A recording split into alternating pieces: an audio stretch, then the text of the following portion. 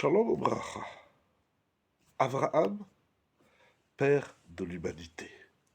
Je voudrais, on a déjà fait une première vidéo sur cela, je voudrais partager avec vous un constat incroyable. Comment la Torah nous présente Avraham Avinu. Vet anefesh asher asu becharan, Avamon goïm, Avraham Avinu.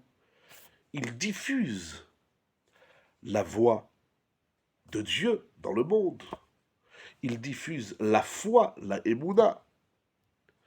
Vet anefesh asher asu becharan.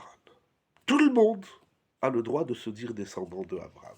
Abraham n'appartient pas à un peuple. C'est incroyable ce qui est écrit ici dans la Torah. Mais quelle ouverture, quelle tolérance. C'est pas Abraham est à moi et toi tu n'existes pas. Vet anefesh asher asu becharan. Av hamon goïm. Il est le père de nombreux peuples. Nous avions déjà vu ce point, mais je voudrais vous faire part d'un constat. Avraham Avinu, Avraham, dans la Torah, il est en contact avec trois hommes. Eliezer, Lot d'abord, Lot, Eliezer et Ishmaël. Il y a quelque chose d'incroyable.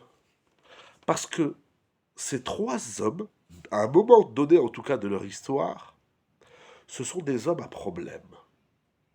Tels que la Torah nous le raconte.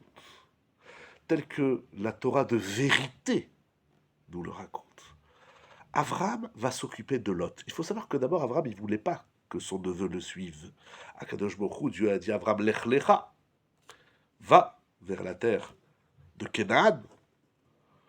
Mais Lot le suit, et Abraham, il va même faire des combats, des guerres pour s'occuper de Lot.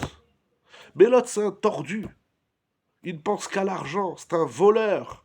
Ses bergers sont des voleurs.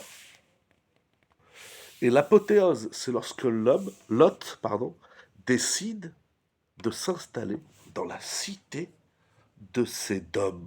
Mais il faut être tordu pour aller à Sédom. Et Abraham s'occupe de Lot. Il dit pas, t'es un pourri, dégage.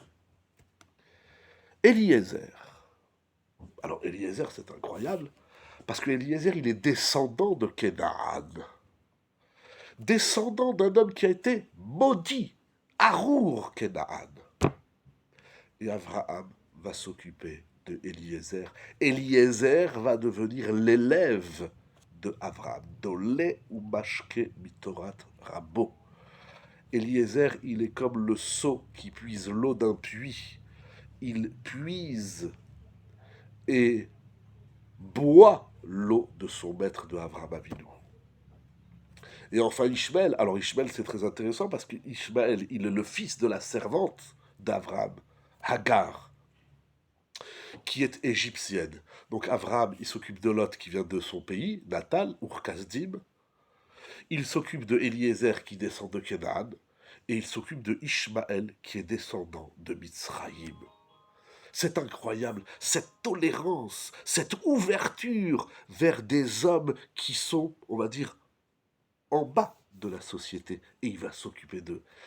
Et il va réussir, il va faire d'eux des hommes de qualité. Ça, c'est la force d'Abraham. Si on se dit fils d'Abraham, c'est ça qu'on doit faire, s'occuper du monde entier pour le rendre meilleur, pas pour le rendre mort ou en cendres. C'est ça la force de Avraham Avinu. C'est là où on est descendant de Avraham Avinu. C'est incroyable. S'inspirant d'Avraham Avinu, à nous d'aller chercher tout le monde pour rendre tout le monde meilleur dans le chesed, la bonté, la tolérance d'Avraham Avinu, qui s'occupe de ces hommes qui ont tout pour déplaire. C'est incroyable.